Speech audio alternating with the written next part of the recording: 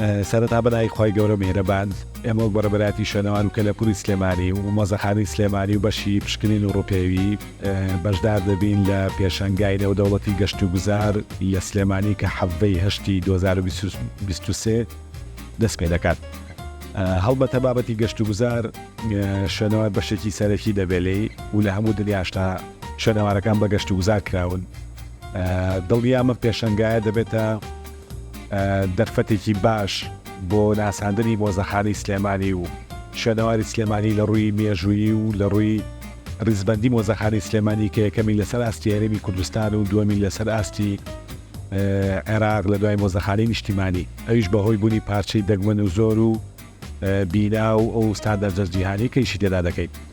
هەوڵ دەدەین ئینشەڵا بتوانین زۆربەی شوێنەوارەکانمان لە سنووری پارێزگای سلێمانی کەی لە گەشت و گوزار و بژانەوەیکی تایبەتی بۆ دابنی.